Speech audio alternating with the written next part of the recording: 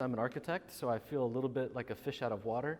I'm learning a whole lot, and so keep that in mind through my presentation. But I'm going to try to get through this, so hopefully we can have a little bit of a discussion. As MIT historian of technology, Rosalind Williams once said, "When place is ignored in imagination, it is more likely to be ruined in reality, because no one is paying attention. And when cultural attention is directed to faraway adventures and technological wonders, the near at hand must be relentlessly worked over by far less glamorous technologies." So the short and skinny version is I'm interested less in the technologies of the rockets and the space programs and more about the facilities on the ground of terrestrial Earth. I have shameless plug, published a book, just came out last month in July, called Ground Control, and it essentially looks at what I've been referring to as technical lands in the architecture that was forming between Air Force and into the establishment of NASA, so primarily looking between the start of 1950 into the 60s.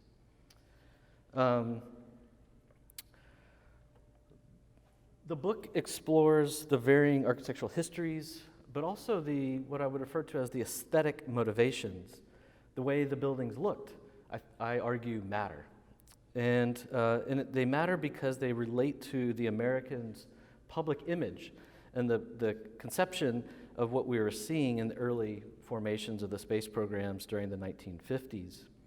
The built environment of the space complex shows how, what I would say is its infrastructure tended to align quite well with national Cold War politics and themes found in my field of architectural modernity.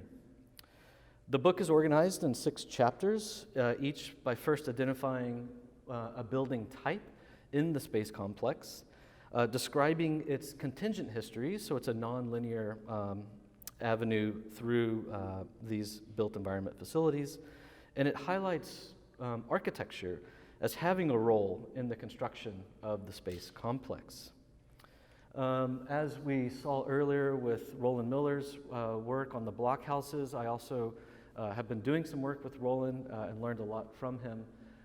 I have been going out to Cape Canaveral and documenting the early versions of the blockhouses. This is blockhouse, well, I won't get into the details, but the blockhouses didn't start with that thick concrete slab that Roland showed. It actually started with very simple shed structure and building up earth up on the side of what I would refer to as the sheds. The following chapter looks at primarily the construction of the service towers and the gantry cranes and how they were quite efficiently deconstructed and reconstructed in a number of instances like Redstone, the Redstone program, and others. And then looking more directly at the early formations of enclosures and assembly facilities, which I'll talk about more in a moment. The redundancy of office buildings that were constructed, you can see kind of on the top right, the KSC's headquarters facilities, which was recently demolished a few years ago, and Roland and I were lucky enough to get out there to document the facility before its demise. But also here in Houston, and looking at quarantine facilities, but also the redundancy of the construction and design of facilities coming into Houston in the early 60s, and I'll talk more about that in a moment. And then finally looking at the earth-moving practices, ultimately a landscape. So I'm going to go through 3 quick episodes. This is kind of a cross-section across the book, so it's not really a deep dive into any category, but a sampling, let's call it. The most profound and glorified modern machines were assembled in military facilities made of standard building materials.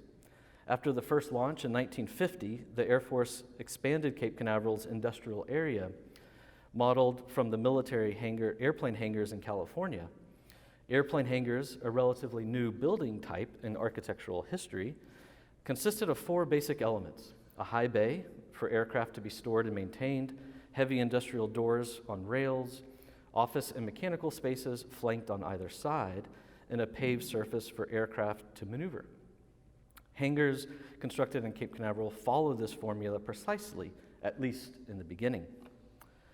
Although thought to be rationally engineered facilities, architects were involved and did design industrial complexes for space programs. Often we think most of these buildings are designed by engineers, but they were in fact hiring architects.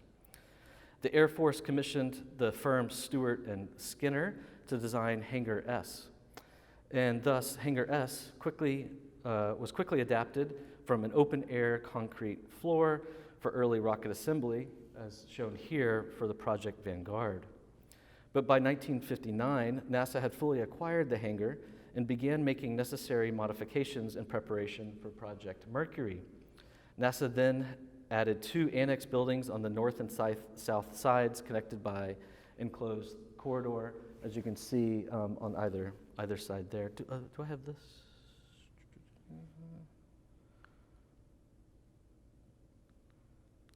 Pointer? No. Okay. It's okay. Is this it? No, you have the right one. The green line right in the top. Perfect. Okay, so on either side here, but they're connected, and that's actually important that I'll explain in a moment. And so on these 2 annex buildings on either side, connected by an enclosed corridor, eliminating the need for circulating outside, a unique characteristic not typically found in military hangar design. In 1962, NASA made further modifications to Hangar S for pre-flight processing and support of the Mercury space capsules. It is at this point the facilities became fully enclosed. Listed as NASA space utilization, 2 cluster rooms were added inside the high bay, one space used to accommodate an increase in storage, tool storage and supplies, as well as an inspection office and quality control.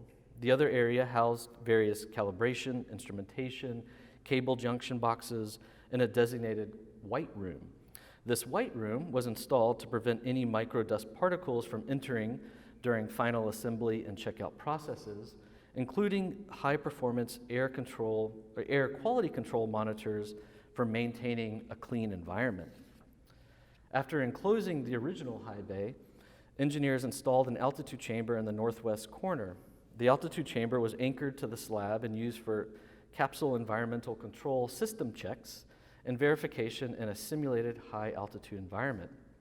With pressurized air tanks, internal systems, and a thick layer of steel, the chamber appeared more like a submarine than a spacecraft. Operated by McDonnell personnel in white lab coats, the Mercury capsule was suspended from the gantry crane and carefully placed into the altitude chamber. But not only did the capsule enter the chamber, astronauts were also regularly monitored in this controlled high-altitude environment. Here seeing John Glenn entering the chamber many times before flights to test the spacesuit systems, undergo medical exams, and monitor stress levels. Hangar S high bay was flanked by 2 bars on either side. The east side stored electronics and west housing astronauts, each without windows to the outside world.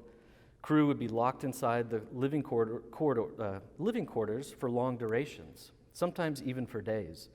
Crew would be described as uncomfortable, quote, all activities of daily life were monitored, including sleeping, eating, and mission prep.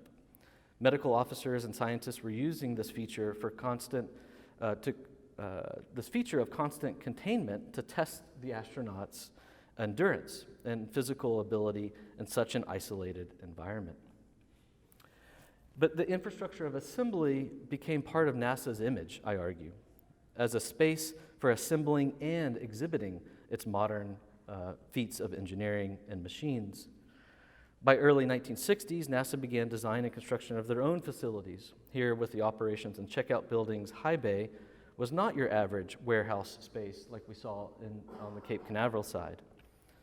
Highly polished white floors and a flat white ceiling with recessed lights made the space appear clinical, theatrical, or otherworldly perhaps.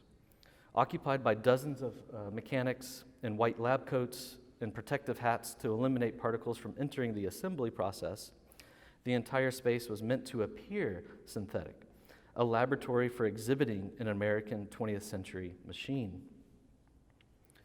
Astronauts Neil Armstrong, Mike Collins, and Buzz Aldrin departed from the operations and checkout building on July 16, 1969. Famously, pictured the astronauts exiting the facility between the concrete columns supporting the elevated catwalk above. Astronauts were seen fully suited, carrying air supply systems and entering the sort of wilderness of exterior space. This industrial exterior situated between administrative offices, so their exit is here.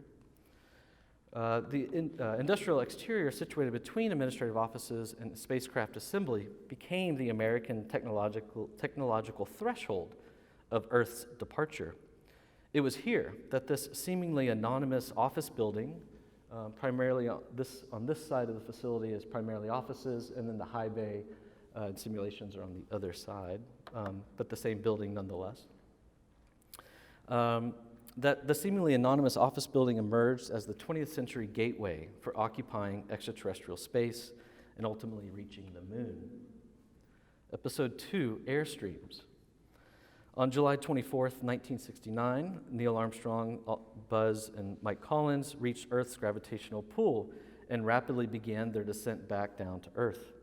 The aircraft carrier USS Hornet identified the capsule and sped towards the recovery site, located 950 miles southwest of Hawaii in the North Pacific Ocean. And important steps were put in place to avoid any exposure to possible contaminants. Military divers in the water wore scuba gear with special filters to minimize contact with potential lunar microorganisms. As the capsule's hatch opened, biological isolation garments, also known as BIGs, dropped down from the helicopter. Astronauts were wiped down with sodium hydrochloride and immediately dressed in these garments. But even the capsule itself was considered a risk. Quickly, another diver closed the hatch and sealed the capsule vents to avoid any further possible contaminants entering Earth's atmosphere. Armstrong, Aldrin, and Collins were then ushered directly from the recovery helicopter to USS Hornet, carrying the mobile quarantine facility known as MQF. While inside, the astronauts took showers, changed into flight suits, and anticipated the arrival of President Richard Nixon. With President Nixon as their host, the astronauts smiled through the large opening of the MQF. But curiously, the quarantine facility enclosing the newly famed astronauts was made from a common and rather ubiquitous frame found in post-war American consumerism, the American Airstream trailer. Proudly advertised as riveted with aircraft-type construction, Silverstream trailers became the model for post-war recreational adventures in the American countryside. By the 1950s, the company noted in their advertising that their trailers had large windows, a shower, a flush-type toilet, and a variety of kitchen and living arrangements. The Airstream was a vehicle for entering into the wilderness by providing everyday accommodations. 3 days after splashdown, the MQF, with the astronauts tucked inside, was transferred by a C-141 Starlifter aircraft to next door Ellington Air Force Base here in Houston, and moved to NASA's Manned Spacecraft Center's Building 7, which was mentioned just a moment ago in Jeremy's talk, known as the Lunar Receiving Laboratory. Astronauts transitioned through the transfer tunnel attached to the side of the Airstream body, which you can see expanded in this image. Though it appeared to be a typical modern office building designed by architect Charles Luckman, Building 37 was constructed as a laboratory. All 3 astronauts were quarantined in this facility for 21 days. After its transfer from Pearl Harbor to Ellington, even the capsule itself was stored in the spacecraft room for post-flight inspections. Not coincidentally, the Airstream's duality for displacing wilderness found itself in the most technologically advanced and celebrated sequences in the history of the U.S. space programs. In 1967, NASA engineers used the Airstream as a starting point for necessary modifications. 2 years later, amid the most powerful military fleet in the North Pacific Ocean, with the nation's president at their side, the 3 astronauts and modified Airstream trailer were on a display for the world to see, a synthetic museography of modern American culture located at the frontier of a previously invisible geography. Episode 3, Quarantines. With only 2 years for design and construction, opening on December 31st, 1967, Building 37, which is this building here, became the architectural solution for responding to concerns addressed in the conference on potential hazards of back contamination from the planets back in 1964.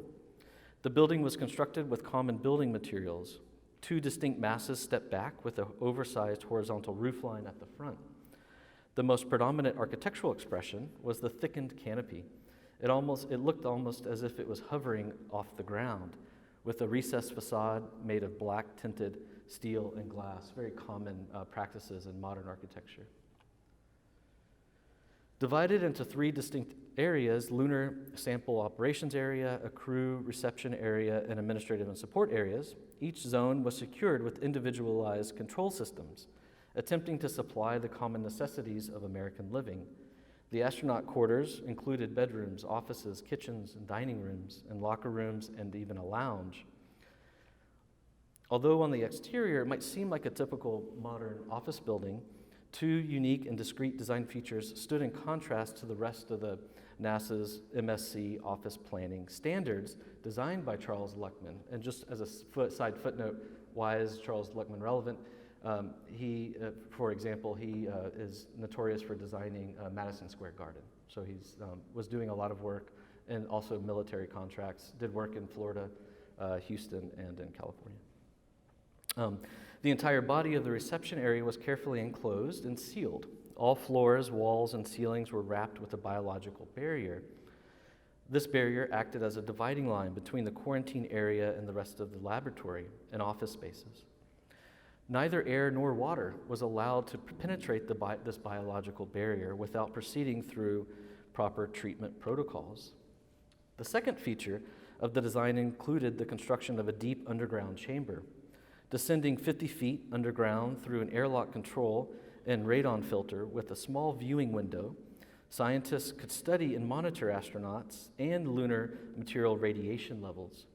Known as the Radiation Counting Laboratory, the hidden laboratory underground was designed using the same methods as missile silo construction. Formed with pre-atomic steel, the underground chamber was lined with lead to increase protection during continuous radiation tests. I had the pleasure, this is myself, and Jeremy is actually up here. Roland took this picture, thank you, Roland. We had the pleasure of going down into the laboratory just almost a year exactly. On their release from quarantine, the crew of Apollo 11 exited the biological barrier and reached the entry door of Building 37. Neil Armstrong was immediately put on camera with glimpses of the seemingly anonymous architectural facility in background. If you can see, that's the underside of that large canopy. After the Apollo program, NASA converted the interior of Building 37 for various administrative programs.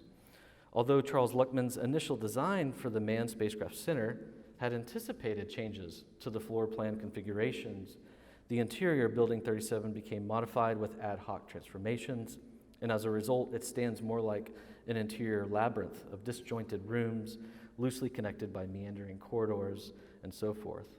Today, Building 37 no longer exists. It was recently demolished back, I think, in November, maybe? Jeremy, do you know? November? Yeah. Despite its many efforts to seal off the natural world through a series of spacesuits, capsules, airstreams, and quarantines, the sequence was more broadly thought to be a failure. The transition at splashdown and the transfer of materials at Building 37 failed to properly secure any entry of possible hazardous extraterrestrial contaminants. The edge of extraterrestrial space and its potential contaminants was wrapped inside an envelope found in post-war American administrative facilities and moved deep underground, thus distancing itself from the natural environment on Earth's surface. And yet today, down the street, another Airstream trailer finds its way. Nicknamed Sputnik, as you can see here, stands as a reminder of NASA's attempt to secure a synthetic and mobile environment, a detached and seemingly anonymous built environment in the remote American wilderness, opened the cultural imaginations for such to manufacture and expand the spaceport's technological reach. That's a little glimpse of what I talk about in the book. There's obviously much more detail, but I'm happy to answer any questions. Thank you.